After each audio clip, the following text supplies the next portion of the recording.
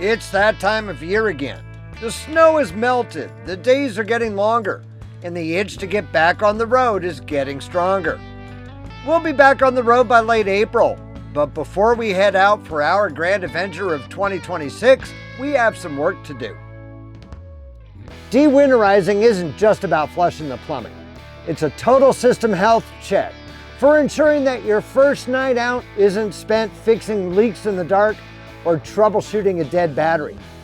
We'll share our tips for ensuring that your RV is ready for the busy camping season ahead on this episode of Grand Adventure. So stay tuned.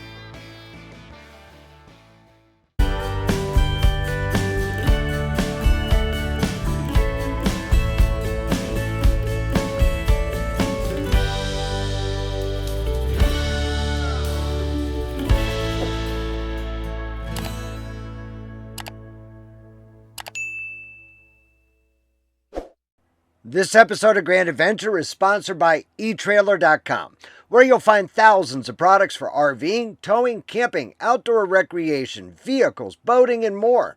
Click the link in the video description or scan the code on your screen to shop etrailer.com with Grand Adventure. Step 1. Go high. Winter is brutal on RV sealants. Between the freeze-thaw cycles and the UV rays, tiny cracks can turn into major leaks. We're looking for any gaps in the die-core sealant or our alpha roof membrane.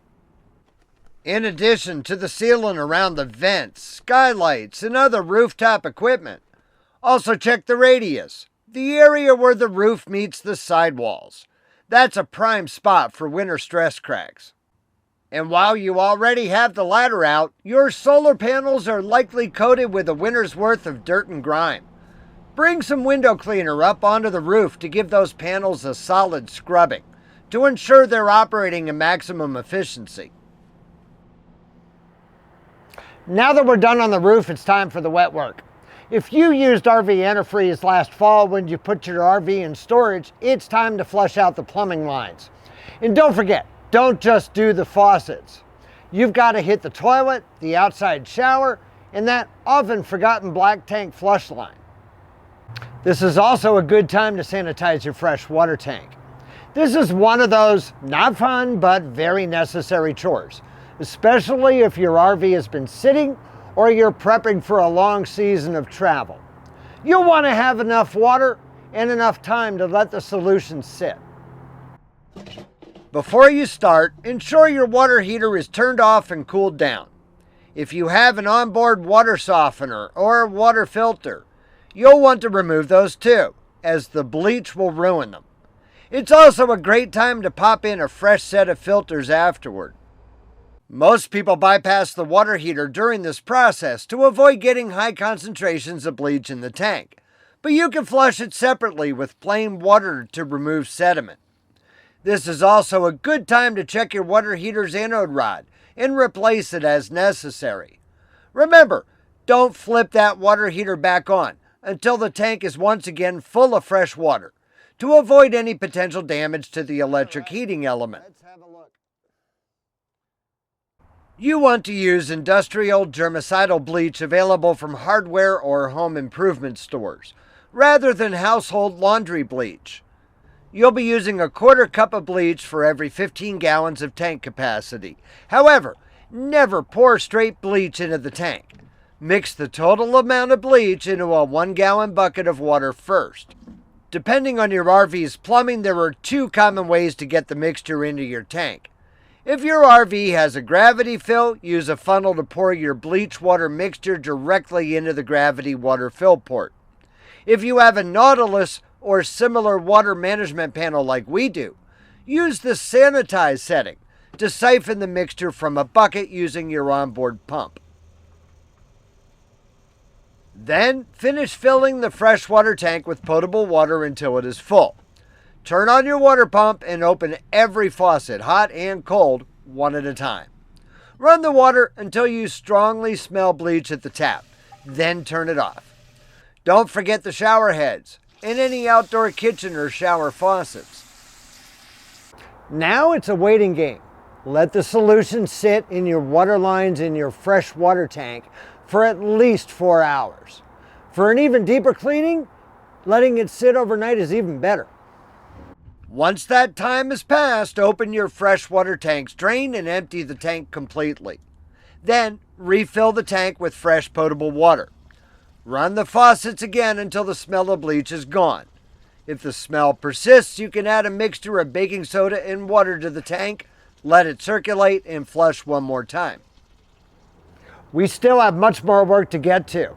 But if you have parts or supplies that you need for your RV's spring prep, we can't think of a better supplier to turn to than our valued video sponsor, eTrailer. Whether you need products for your RV, boat, trailer, vehicle, hunting and fishing, off-roading, and more, our video sponsor, eTrailer, has you covered.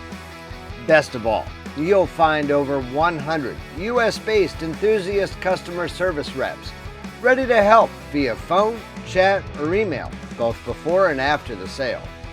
These folks have used themselves the products that you're shopping for, and you won't find a more knowledgeable team anywhere to help you with your outdoor project.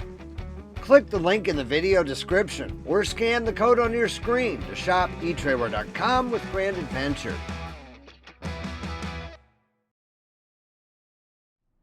Now that the plumbing is ready for the road, it's time to shift focus to the RV's electrical system. If your battery bank has been in storage mode, it's a good time to check your battery state of charge.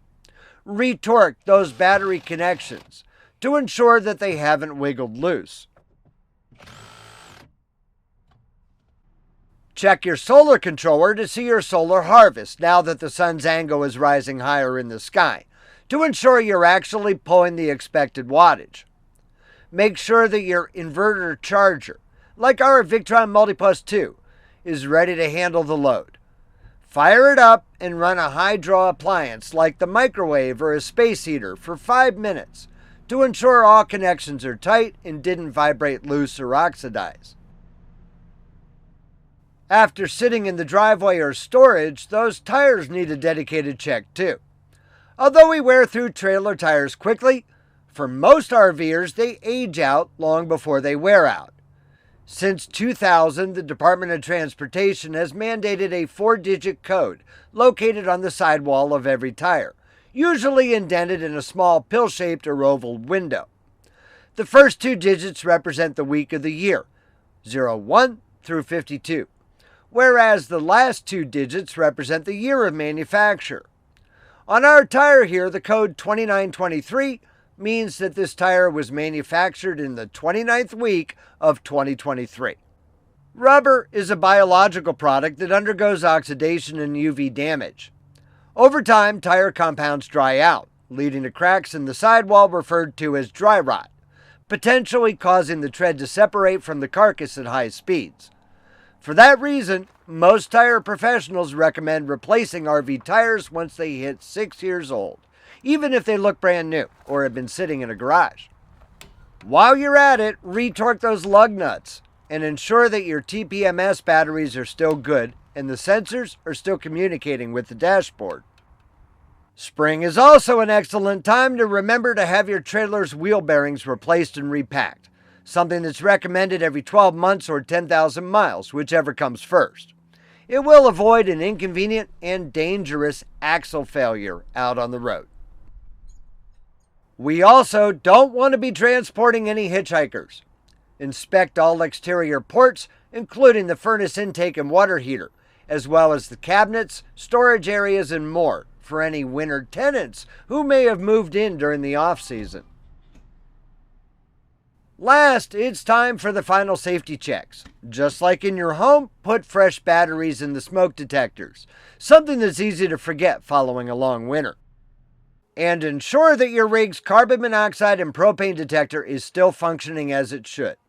Even if the device powers on and the test button works, the internal sensor degrades over time. So check the date printed on the unit and replace it every 5 years, whether it still functions or not. Most modern units will signal an end-of-life chirp to let you know the sensor is no longer reliable. Speaking of propane, this is a good time to also check your propane lines for any cracks, aging, or leaks too. This is one reason that we prefer these propane lines encased in a metal sheath, for they seem to add some durability and longevity to the lines. Ensure that your first aid kit and your pet's go bag are both fully restocked and ready for any contingency. Replace any expired meds or ointments before your season's first camping outing. Our best advice? This may sound crazy, but spend the first night right at your own driveway. Sleep in the rig, cook a meal, fire up the furnace. If a fuse is going to blow or a fitting is going to drip, better to have it happen 20 feet from your home toolbox than 200 miles down the road. We hope that you found our spring chore list useful to you. If you did, please be sure to give us a huge thumbs up down below. And while you're down below, that's where you'll find the comments section, where we'd love to have you share any of your de-winterization tips with your fellow RVers. We'd be honored if you shared the channel with your friends, family, and on social media. However, if you're not yet a grand adventurer yourself, we're now only about 6 weeks away from getting back on the road for our entire Grand Adventure 2026. So now is the perfect time for you to smash that little subscribe button and ring that notification bell to be sure that you never miss a Grand Adventure, because we premiere new RV-centric videos each and every Wednesday. So until next Wednesday, please remember, life is nothing but a grand adventure. We'll see you then.